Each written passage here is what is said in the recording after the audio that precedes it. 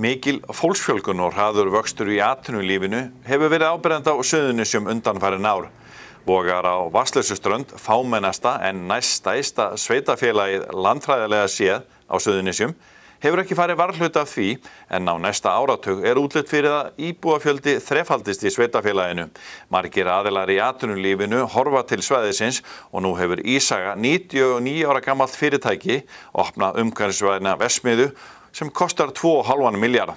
Hún mengar ekki neitt og Ísaga mun flytja alla starfsemina í Vogana á næstu árum. Ásgeir, þetta mikil gleði tíðindi fyrir ykkur hér í Vogunum.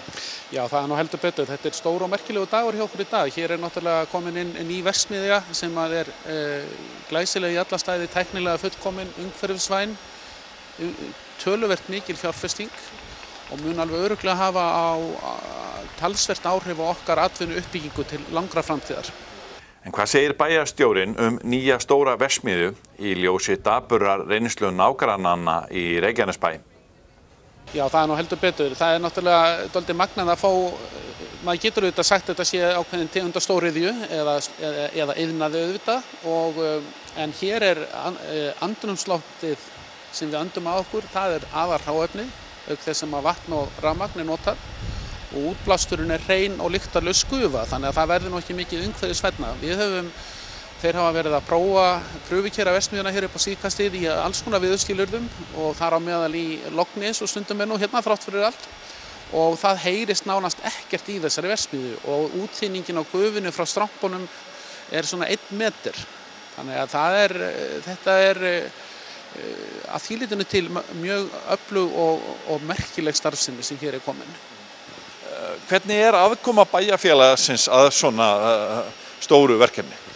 Hún felst fyrst og fremst í því að aðstoða fyrirtæki við að fá lóð, að fá athafnasvæði undir starfsemi sína. Hér erum við á deiliskipulagðu iðnaðarsvæði, sveitarfélagið átti þessa lóð. Það eru 2 lóðir hér við hliðina sem eru fráteknar fyrir framtíðarnot, afnot fyrirtækisins, fyrir aðra starfsemi. Og síðan auðvitað höfum við bara á margvíslegan hátt átt farsælt og gott samstarf ýmislegt sem varðar þessa uppbyggingu, aðkomu byggingarfulltrúa embættisins, skipulagsyfirvalda og svo framvegis. Þannig að við höfum sem sagt bara með öðrum orðum reynt að eiga við á mjög gott samstarf það að láta þetta ganga bara eins vel og hægt fyrir sig. Guðmundur, getur sagt okkur aðeins hvað þið eru að gera hérna í þessari verksmiðju? Hérna erum við til nýji staðurinn fyrir súrefnis- og köfnunarverksmiðju okkar. Hún kemur til með að taka við af 40 ára gamalli verksmiðju sem við erum í Reykjavík. Sú verksmiðja nú þegar orðin allt og lítil, þannig að á síðasta árið erum við að flytja inn ca. 1500 tonnar súrefni bara til þess að mæta þörfum markaðarins. Og þannig að það var fyrir sig fyrir nokkrum árum að þetta stemdi þetta þegar við sáum mikið vöxt sérstaklega í fiskeldi og reyndar í eins og þessi kísilmálmverksmiðju sem stóð til að byggja og sumar hafa nú komið upp á jörðinni en aðrar ekki. Þannig að þetta var svona lykillinn því að við fórum á stað í þetta. Fyrir utan það náttúrulega að svæðið okkar í Reykjavík að breytast í íbúðasvæði. Þannig við þurfum í framtíðina að fara af höfðunum. Þannig við gætum aldrei hugsað okkur að byggja nýja verksmiðju á þeim stað. Þess vegna fórum út í það að skoða mismunandi staði og þessi staði var fyrir valinu. Og þið byggið á rúmlega áratuga reynslu? Já, aðeins meira. Við erum bara búin að vera til í 99 ár. Þannig að við náttúrulega komum til að fagna því á næsta ári en við getum kannski litið á þetta sem fyrsta atburðinn í þeim fagnaðarlátum sem verða á næsta ári til þess að fagna þeim merka áfanga. Það ekki mörg fyrirtæki á landinu sem eru svona gömul, þau eru til nokkur en ekki mörg. Og það ekkert allir sem að fagna stórum verksmiðjum, stóriðju, en þið eruð svolítið sér á partíi, ekki síst umhverfislega séð og tæknilega séð líka. Jú, við náttúrulega við veitum kannski ekki litið okkur sem stóriðju, en við náttúrulega í stóriðjun erum við kannski að afhenda þeim súrefni eða köfnunarefni og þessar vörur rauninni hjálpa þeim til þess að spilla minna andrúmsloftina. Þá verður minni, útblásturinn þeirra verður hreinni. Þannig að með því til dæmis inn í málmvinnslu eins og það sem verið að hreinsa álgjall, þá verður með því að setja súrefni þá verður hreinni útblásturinn frá þeim þannig að þeir koma til að menga minna. Og náttúrulega kundinn fær það líka að hann að nota skemmri tíma til þess að bræða og þannig að þetta svona vinn-vinn í því hluta. En svo náttúrulega eru aðrar atvinnugreinar eins og fiskeldi til dæmis sem hefur verið í miklum vexti sem í sjálfu sér að verða stóriðja á Íslandi og þar eru við stór hluti af því að afgreiða til þeirra súrefni, ekki bara súrefni sjálft, þetta líka tækjabúnað sem hefur verið hannaður innan Lindigrúppunar og það meðal annars þessi þekking sem við höfum aðgang að þar til þess að dreifa súrefni inn í kerjunum á sem hagkvæmastan hátt fyrir kunnan, þannig að hann fái sem besta nýtingu úr því. Þannig að þið eruð í rauninni á kjörstað, komu einhver aðri staðar til greina á Suðurnesjum? Já, við skoðuðum Grindavík kom vel til greina og en út af ríkjandi áttum þá var það kannski meiri hætt á meira salti þar. Þetta meira í miðjunni. Við erum nær höfuðborgarsvæðinu, það stór fjölda viðskipta og nokkuð sem þar líka. En þannig að þetta rauninni miðjan á þeim ef við horfum bara kalt á stöðuna hvernig þetta lítur út. En talandi mengun, það engin mengun af ykkur? Nei, það eina sem við notum rafmagn. Það framleitt í grænum hætti. Loftið nú svo hreint að allir sem hafa komið hingað vita því og svo það vatn. Og það eiginlega hvergir hérna. Þannig að það eina sem við notum og eini útblásturinn hjá okkur ef það fer súrinu þá blandast það bara aftur eða köfnum þeim út í loftið og það gerist bara innan 8 metra eða eitthvað svoleiðis. En á einstaka tíma getum við séð, ef hitastigið þannig að þá getum við séð eitthvað vatnsgufur koma upp úr það sem við erum með kæliturnana. En það algjörlega skaðlaust öllum. En tæknilega séð, þeir eru að tala að fjarstýra verksmiðjunni.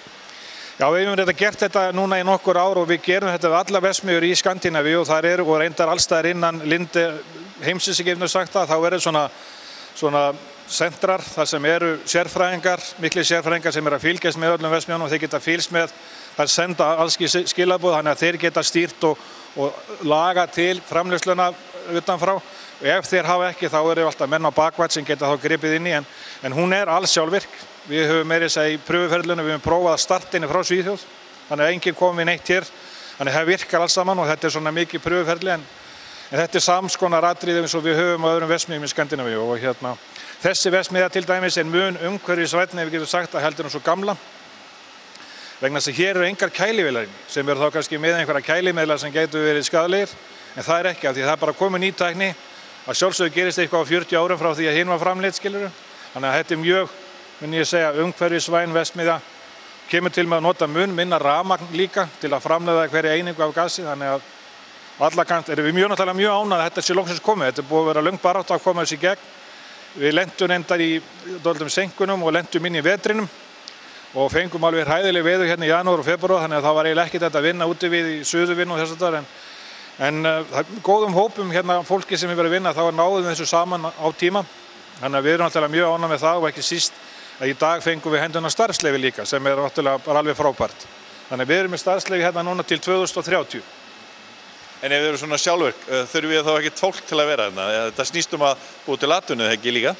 Jú, það kemur í framhaldi af þessu vegna þess að það náttúrulega koma menn á dagvakt og fylgjast með og fara yfir ákveðna hluti.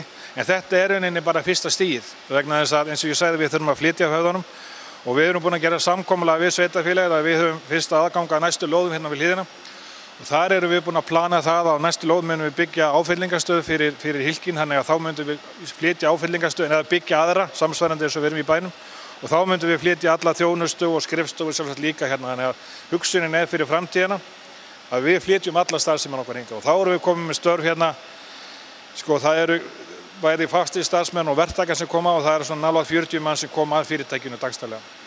Þá það náttúrulega komið inn í sveitarfélagið og kemur þá kannski til með að stækka meira, hver veit. Hvað kostar svona bygging og svona verksmiðja? Þessi verksmiðja leggur sig á cirka 2,5 milljarð og náttúrulega risastór fjárfesting fyrir okkar fyrirtæki en með góðum stuðningi og trú á Lindisamstöpun á markaðnum í Íslandi þá fengum við þetta í gegn og við erum náttúrulega himinlifandi með það. Ekki leiðilegt fyrir því. Þú átt einhverja taugar í Vogana? Já, ég myndi aldrei segja ég var úr Vogunum því ég á ströndinni. Ég ættað 3 kilometra frá Vogunum. Velkomin heim. Takk að þið fyrir það. Takk. Þú varst að greina frá því að það væru stór áform hjá byggingaraðilum hérna á næstunni. Þannig að þið eru að halda áfram að stækka sem bæjarfélag. Segðu okkur aðeins frá þessu. Jú, það auðvitað þannig að eins og allir Suðurnes sem mann vita þá gríðarlegur vöxtur á svæðinu, mikil þensla, mikil eftirspurn eftir vinnuafli, mikil eftirspurn eftir húsnæði og við höfum alveg orðið vör við þetta hér í Vogum líka. Sveitarfélagið réðist í gatnagerð í fyrra og klárar það verkefni í ár og þar munu verða það bil 150 íbúðir og framkvæmdir eru bara að fara af stað og ég gerir ráð fyrir því að þetta hverfi byggist fljótt upp. Nú síðan auðvitað stór merkileg frétt, ef við getum sagt sem svo, að það fyrirtæki nýbúið að festa kaup hér á gamalli bújörð sem hét Grænuborg á sínu tíma og liggur hér alveg að jaðri byggðarinnar. Þar var á sínu tíma búið að skipuleggja svæði fyrir 450 íbúðabyggð. Nú verið að breyta því skipulagi og þeir áforma að byggja þarna tæplega 800 íbúðir á næstu 10 árum. Það það bil þreföldun á íbúafjölda og íbúðafjölda hér ef allt gengur eftir. Þannig að það eru ýmsar áskoranir sem bíða okkar næstu 10 árin. Ég ætlaði að spyrja það nú talsverða áskoranir fyrir bæjarfélag að fá svo mikla fjölgun næstu árum. Já, það heldur betur og auðvitað eru það bara alveg forréttindi að fá að vinna með slíkar áskoranir og slík verkefni og við munum að sjálfsögðu vanda okkur vel við það að láta haldast í hendur þessa fjölgun við uppbyggingu innviða, skóla, leikskóla og annarra þjónustu og við erum þegar byrjuð að undirbúa það. Þetta hefur nú verið samtal sem hefur verið í gangi núna allangt skeið. Og við höfum þess vegna hafið undirbúning og munum eyða miklu púðri í þetta á næstu mánuðum og örfá árum til þess að vera bara einfaldlega í stakk búin að taka á móti þessari fjölgun allri. Þið neitið ekki fyrir það að þið eru vel staðsetti hérna Vogamenn milli höfuðborgarsvæðisins og Reykjanesbæjar og Keflavíkurflugvallar. Það auðvitað akkurat það sem að máli skiptir hér að þegar til framtíðar litið og til þessara stóru segla eins og ég vil gjarnan kalla þetta, þar sem að eru fjölmörg atvinnutækifæri í boði að það það bil langt í báðar áttir getum að sagt nokkurn veginn ef við tökum annars vegar flugvallarsvæðið og hins vegar höfuðborgarsvæðið og það ekki nokkur launung á því að við horfum til þess sem mikillar tækifæra fyrir okkur og vaxta möguleikarnir felast ekki síst í þessari góðu staðsetningu. Hvað með aðra starfsemi hérna í sveitafélaginu? Vöxtur í henni? Já, það má alveg fullyrða það. Hér eru náttúrulega nokkur öflug matvæla framleiðslu fyrirtæki, bæði fiskeldi, fiskvinnsla og eggjaframleiðsla og svínakjötsframleiðsla. Þannig að sum þessara fyrirtækja hafa verið að bæta í og það eru áform hjá öðrum að bæta í. Þannig að við sjáum það að í pípunum, ef maður getur orðað það þannig, að þá heilmikið að gerast hjá þessum fyrirtækjum öllum líka.